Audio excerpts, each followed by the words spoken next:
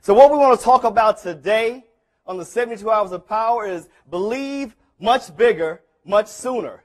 Believe much bigger, much sooner. See, I'm excited. It's 2014, February 1st, and we've already rolled the odometer, turn the calendar page to the next month of the year. And so a lot of people still have a little bit of hope that 2014 is going to be all that they wanted it to be. As he mentioned, my name is Mario Price. I am the Bowtie Brother bringing brilliance, and we're going to talk about belief today. And so I'm excited. I got the music going. I can feel it. I hope you're in a bit of state of energy right now, because this is a great high energy place right now. See if I connected. So you want to know, who is Mario? I come up here with the bow tie and the attitude and the polka dot. See, I don't just command the room. I command the pocket square. I said, Trevor, I need your pocket square. And it appeared in my pocket. People can control the room, but I control the pockets, and I like that. So what we're talking about is me. I'm a Georgetown trained attorney, worked on Wall Street for about 10 years, and a lot of that sounds great. I mean, it sounds wow. But I was suffering from a terminal illness. See, there's an epidemic out there. I don't know if any of you got it, but I was suffering from a condition called tuberculosis. Tuberculosis. See, what do you call a person who makes six figures every single month, 6 figures a year, but every month has to pay off a six-figure student loan, has to pay off mortgages, has to pay off private school, has to pay off car notes. At the end of the month, you call that person broke. I was suffering from that. But fortunately, somebody showed me a guide plan to a plan B. Because, see, I was a person who grew up that had what they call immense potential.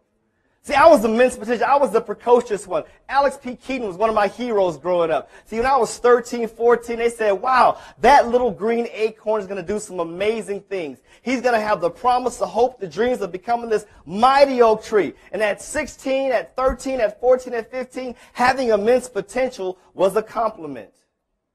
But then I turned about 25. You know, I got my MBA and working on Wall Street. And they're like, okay, he's coming into his own now. When you hit 40 and you still haven't made those millions that they were expecting you to make, you haven't reached that goal that they were thinking about making, having immense potential at 40 becomes an indictment. It stops being a compliment. It starts being a reflection that you haven't lived up to what they expected of you and even what you expected of you. A lot of people get excited and they talk about the concept of having faith. You know, I even have, posters, keep the faith. Keep the faith. In fact, the Bible talks about this concept of, if you have faith the size of a mustard seed, you can do some great, amazing things. They say, without faith, it's impossible to please God. And they go through in Hebrews chapter 11, talk about all these great patriarchs and matriarchs of faith. They talk about Noah. They talk about Enoch. They talk about Mary. They talk about all these powerful people who had to have a vision and something they couldn't see. See, I know in Hebrews it tells me that faith is the substance of things hoped for, the evidence of things unseen. And they talk about these people who had to do some amazing things that had never been done before. Now, I'm not Nostradamus, I don't claim to be, but I would imagine that most of the things, the goals you set for yourself for 2014 involve things that's been done before. I mean, by show of hands, who wants to earn $1 million this year? It's been done before. You don't need faith. Who's got a new business they want to launch? It's been done before. It doesn't require faith. You can go down a list, a better marriage, a better relationship, lose 20 pounds, whatever it is, it's been done before. It's been seen. So since it's been seen, what you're hoping for, it does not require faith. And a lot of times the people saying, well, how do I fix my philosophy? How do I change my attitude? Because I want to have some results. But I don't feel like it. I mean, I don't know if anybody ever made an agreement to do something where they says, you know what? I want to lose weight, but I don't feel like going to the gym. I want to lose weight, but that piece of pie, that German chocolate cake with that icing with the coconut in it and the nuts in there, you know what I'm talking about? And it's got the 3 layers. I don't feel like passing it up. So here's what I got news for you.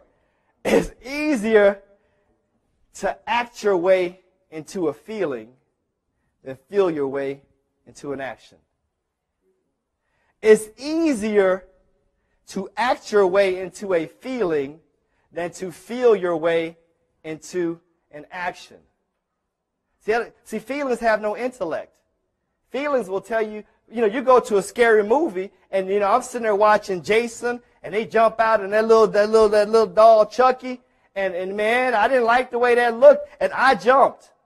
I didn't make no noise because, I'm a man. But I jumped a little bit. I had feelings of fear.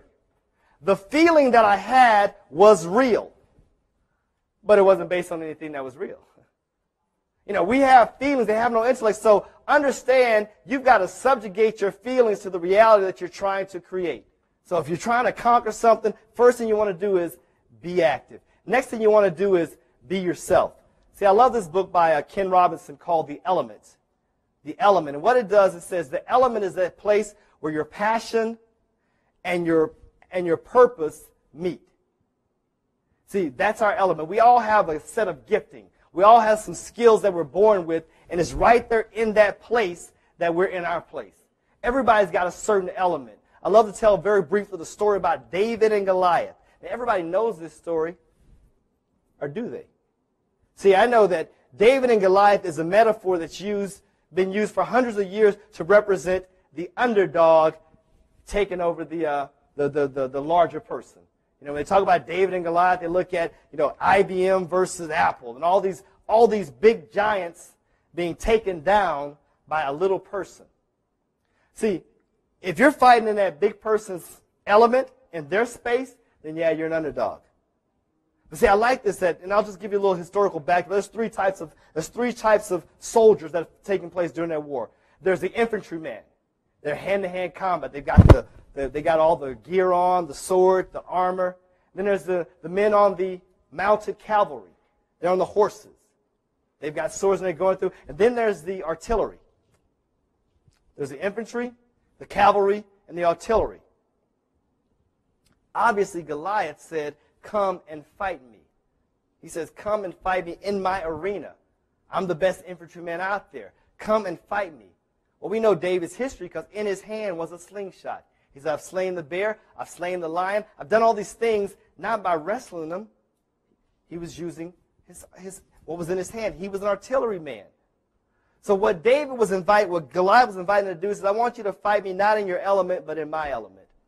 Are you fighting somebody else's battle on their ground? On their terms? I mean, I don't know for you. Are you bringing a knife to a gunfight? Because what's in your hand is your gun. And so when you hear the whole story about David and Goliath, David says, I'm going to fight in my element, and my element will allow me to take you out with one shot. How hard are you working needlessly? Use your element. Be yourself. You also want to be persistent. I love the image here of Stewie and Lois. He's like, Mom, Mom, Mom, Mom, Mom, Mom, Mom, Mom, Mom, Lois, Lois, Lois, Lois, Lois, Lois, Lois. Are you pursuing your dream with such annoyance that you're getting on your own nerves? I mean, are you so concerned about people's feelings, about what you want, that you're going to back off it?